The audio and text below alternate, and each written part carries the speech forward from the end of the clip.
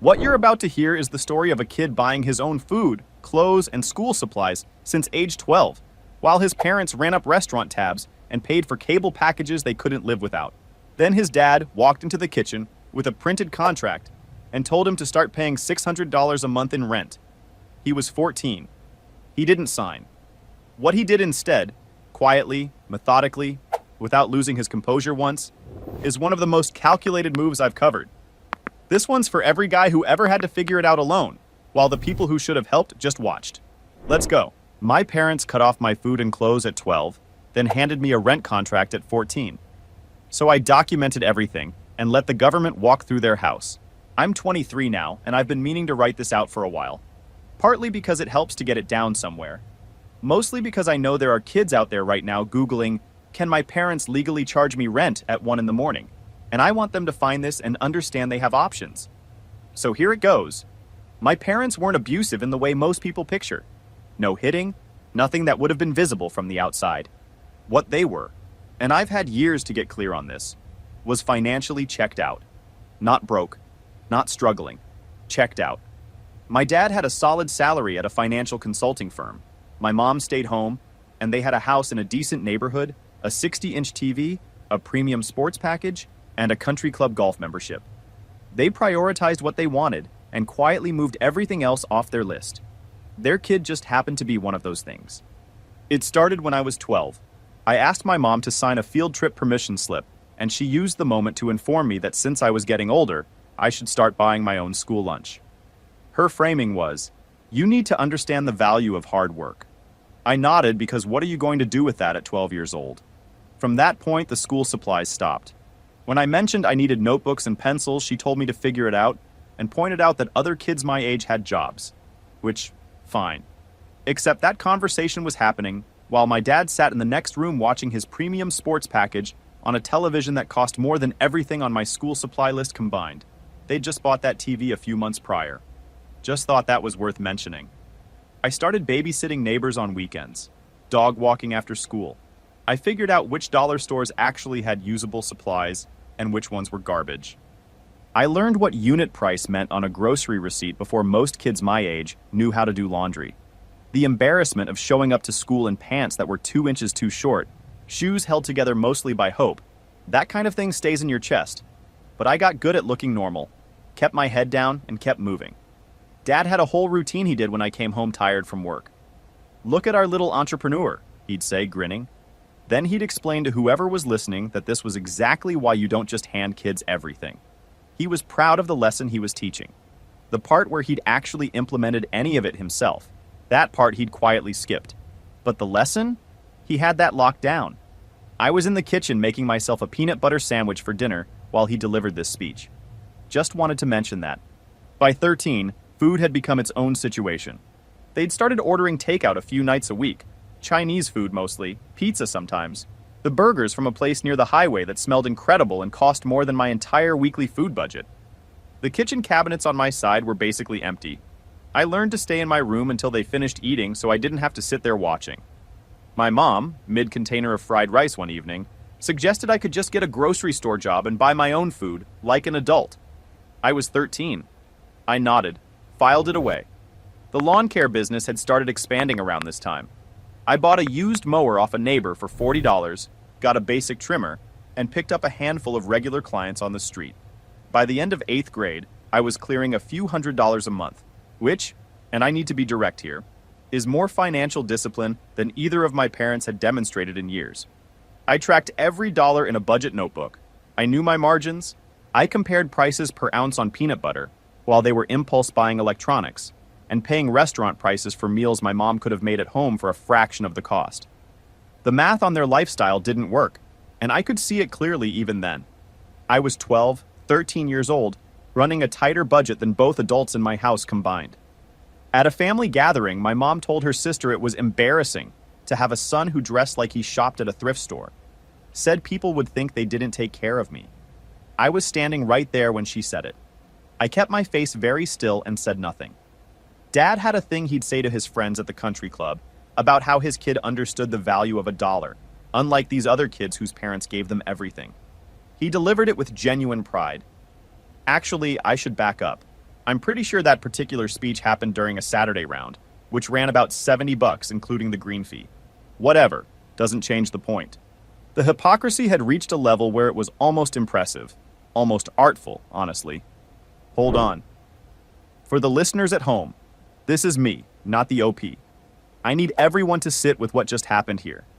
These parents set their 12-year-old on a mandatory independence program, watched him build a functioning business from nothing, and then started using his story to lecture other parents about soft kids. That's like a football coach who skipped every single practice, showing up to the championship game yelling, "I made this team." They were running someone else's highlight reel at their own show.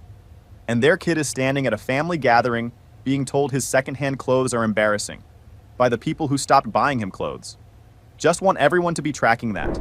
Then my dad lost his job. He worked at the consulting firm, and one Tuesday came home carrying a box of desk stuff, looking like someone had knocked the wind out of him. The country club membership went quiet. Takeout orders slowed down. About 2 weeks in, my mom found me in the kitchen and asked, very casually, like she was asking me to pass something, if I could lend them some money for groceries. Just until your father finds something new. I want you to sit with the specific math of that moment. I was 13 years old. I had been purchasing my own groceries, my own clothing, and my own school supplies for over a year. I had a budget notebook with 2 years of tracked expenses. And now the adults in the house, who had been combining 2 incomes up until about 18 days ago, were asking the 8th grader for grocery money. I said no. Dad came to me the next day with a different angle. Family helps family, he said. He looked me in the eye and told me I was being selfish, that after everything they'd done for me, I should be willing to pitch in during a hard time. I reminded him, as calmly as I could manage, that I'd been buying my own food since I was 12 because he'd specifically told me to. He said that was different, and that's when I understood something that's been useful to me ever since. Whatever the rules were in this house, they applied when they were convenient for the people making them. That was the whole system. They kept asking every few days. I kept saying no. The tension in the house became background noise, something you mostly stopped noticing until something made you look right at it again. Then one night they both walked into the kitchen together while I was eating cereal. Mom sat down across from me. Dad stood behind her with a piece of paper in his hand. They had that specific expression, the one where the decision's already been made and they're informing you, not asking. Mom said they'd been thinking and believed it was time I started contributing to the household expenses. She said it the same way you'd say it's time you started taking out the trash. Then Dad put the paper on the table. It was a contract. Printed. Official-looking header, signature lines at the bottom. $600 a month plus utilities. Or I could find somewhere else to live. I was 14. I picked it up and let the math run automatically. In a good month, I cleared around $700 total from lawn care and pet sitting. Summer utilities at their house ran at least $200 when the AC was going all day. That left me roughly $100 on a perfect month to cover food, school supplies, equipment costs, and whatever else came up. There was no version of those numbers that ended anywhere except completely broke. I told them I needed time to think about it. Dad called me dramatic. Mom crossed her arms. I went to my room and shut the door. I opened my budget notebook and ran 3 different scenarios.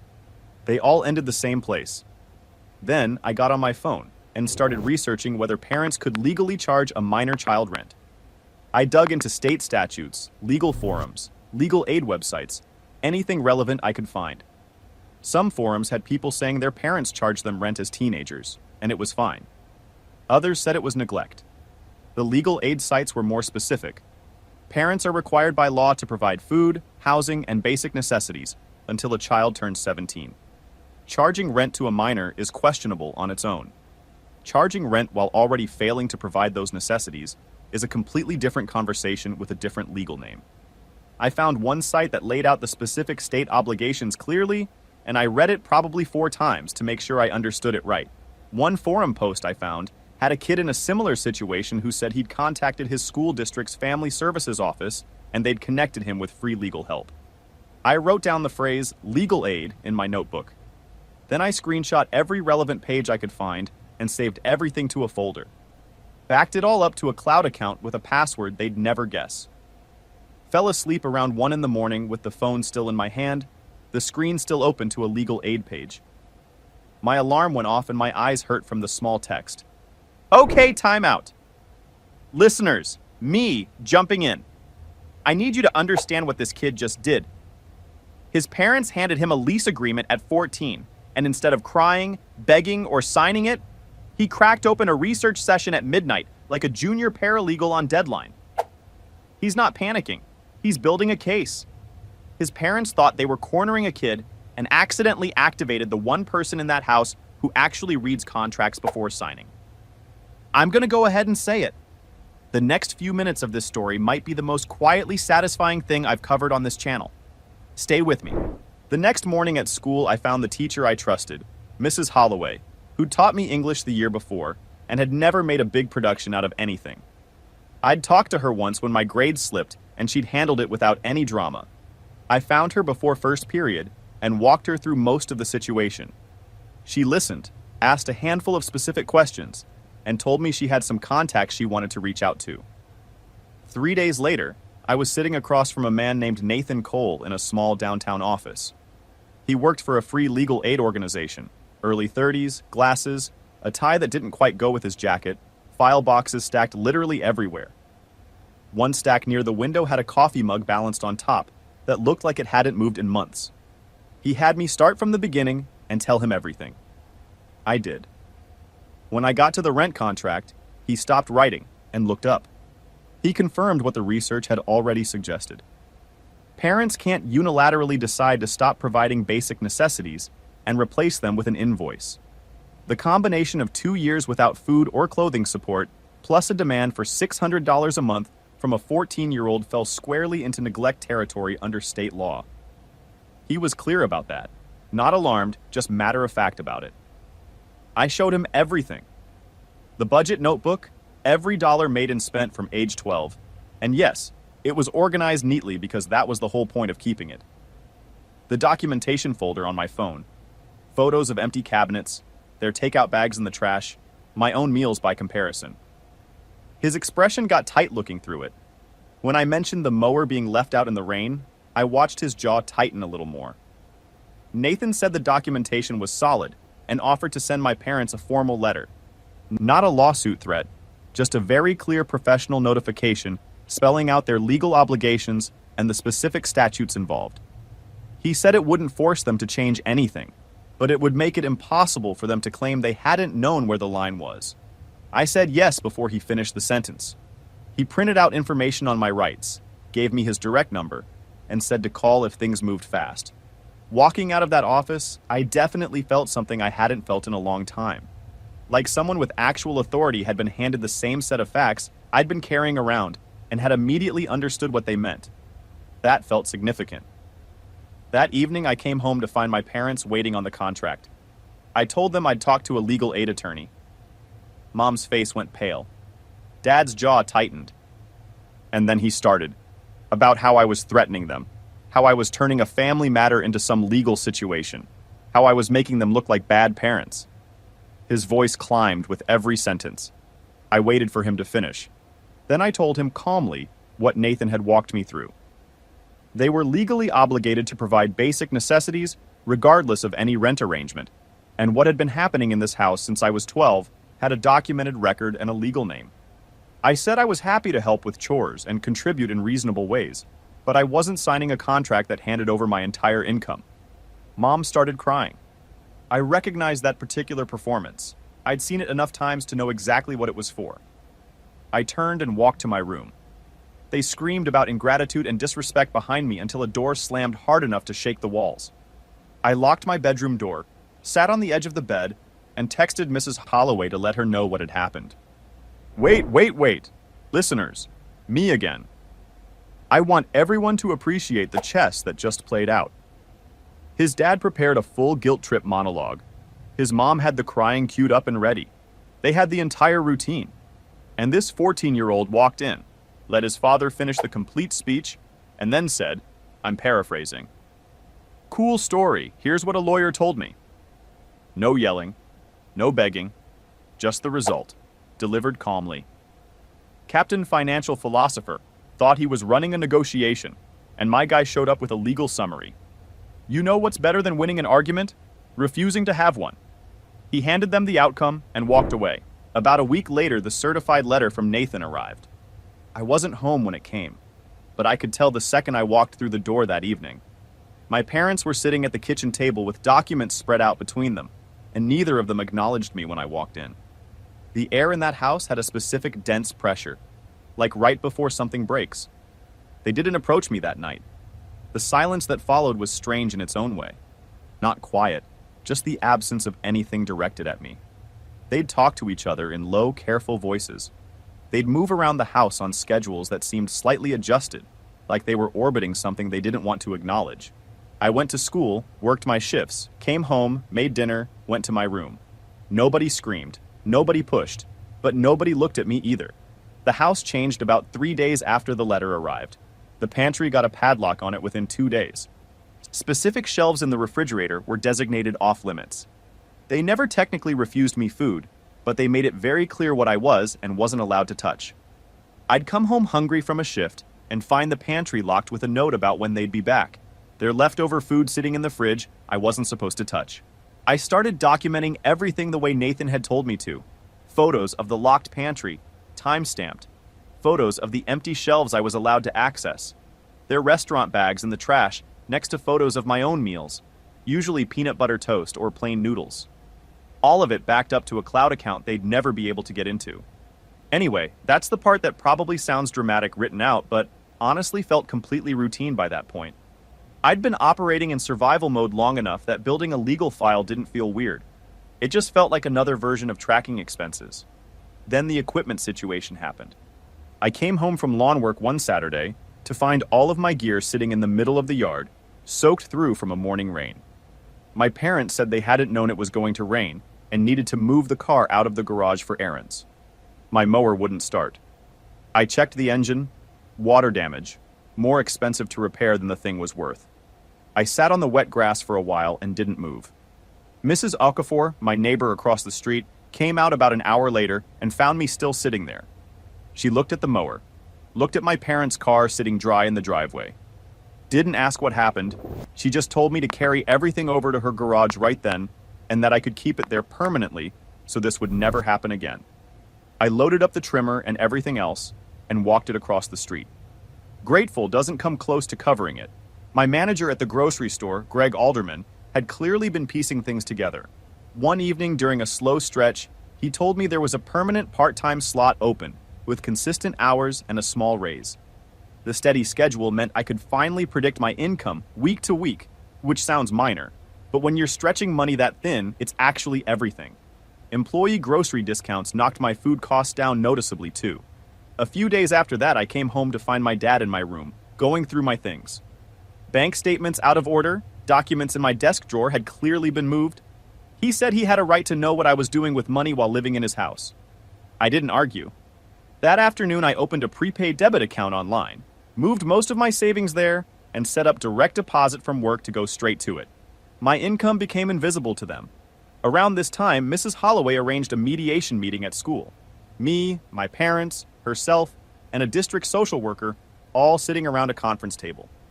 My parents went straight into complaint mode the moment they sat down. Dad ran through every perceived slight from the past month. Mom added her own list.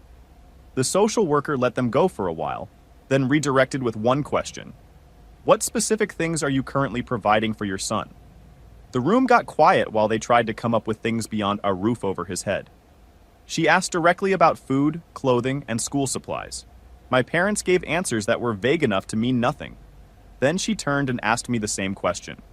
I walked through everything I'd been purchasing for myself since I was 12, month by month. My parents sat across from me looking like they were waiting for something painful to end. We left with a written agreement. No rent until I turned 17.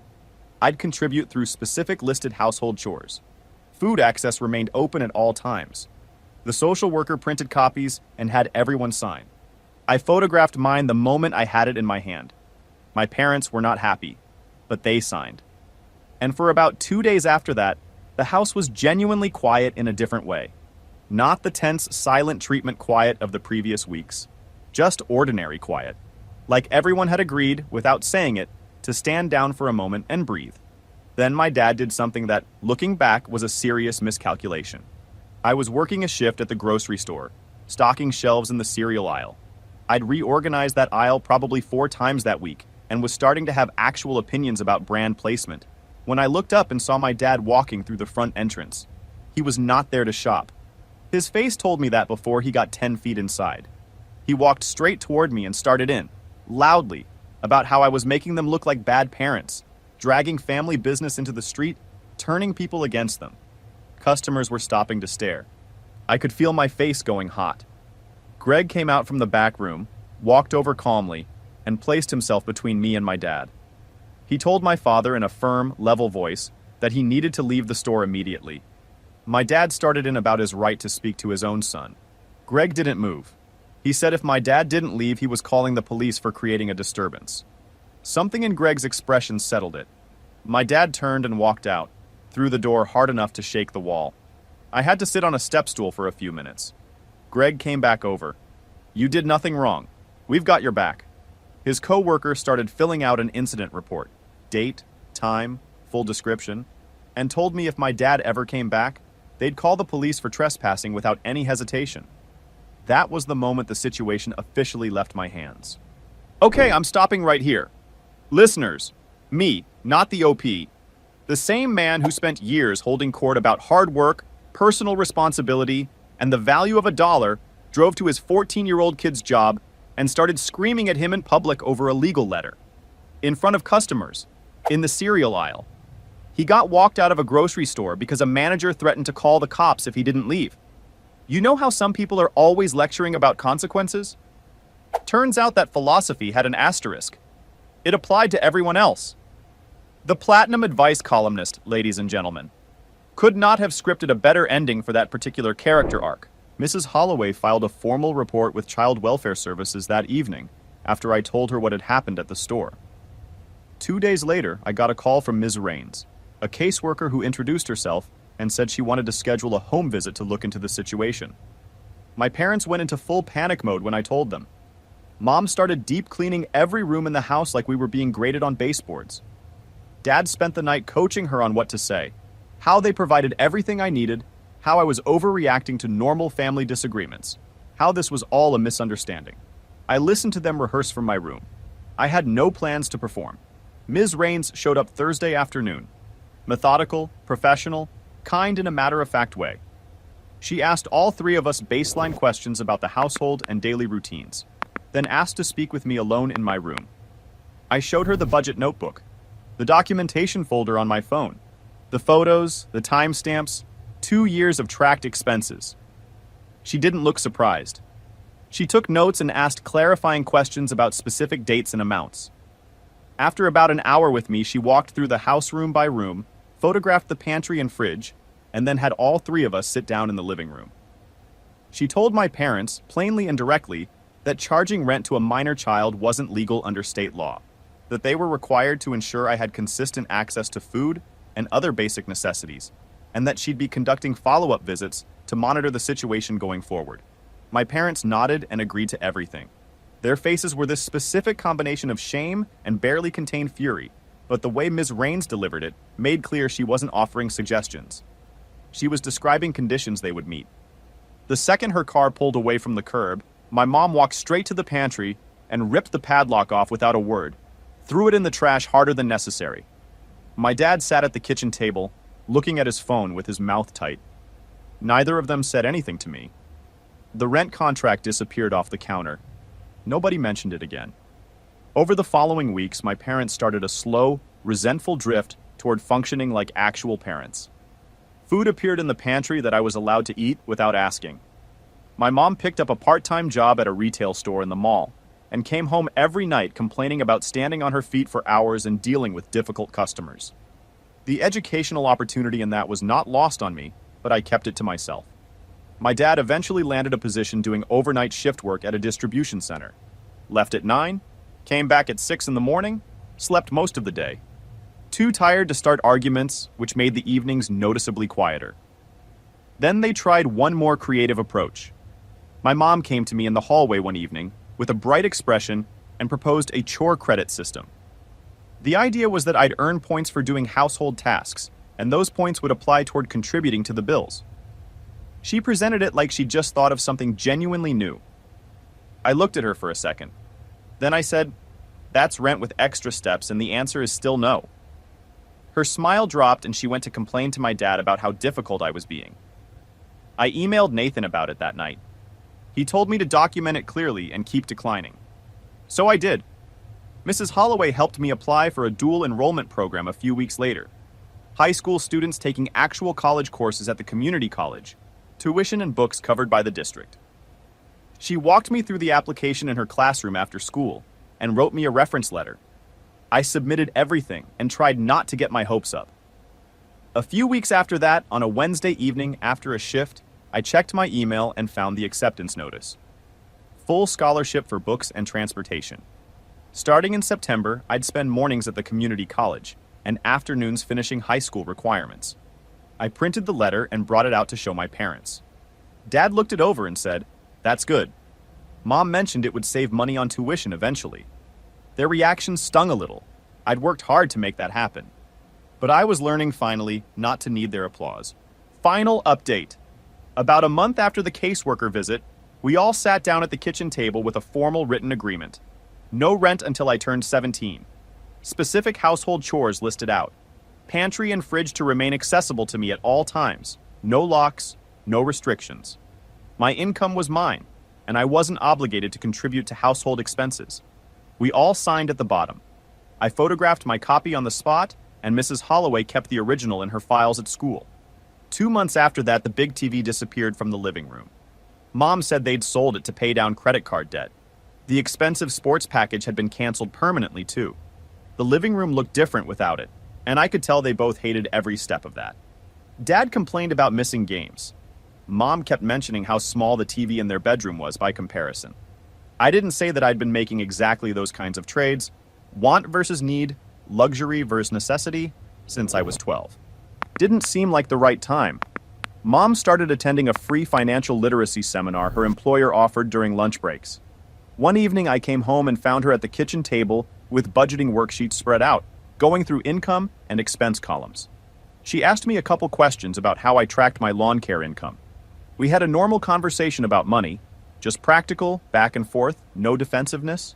For the first time I could remember, it didn't fix anything, but it was something. Ms. Raines did monthly follow-up visits for several more months. Each time my parents presented the stocked fridge, open pantry, and Mom's new budgeting progress. Things stayed stable. The dual enrollment program started in September. Real college credits before I graduated high school. My lawn business had fully recovered. Professional-grade equipment in Mrs. Okafor's organized garage. A scheduling board she'd set up so I could see which clients needed what each week. She'd also labeled every shelf and hung a whiteboard near the door for tracking supply runs. I don't know why that detail has stayed with me, but it has. Greg had started showing me how to actually read a payroll statement during slow shifts, withholdings, deductions, how to plan for taxes. He treated me like a real employee who happened to be young, which meant more than he probably knew. My parents and I don't have a close relationship. I'm not sure we ever will, and I stopped waiting for that to change somewhere around the time I started college. But things are functional now in a way they weren't. Mom asks what I want from the store when she's going out. We have dinner together occasionally.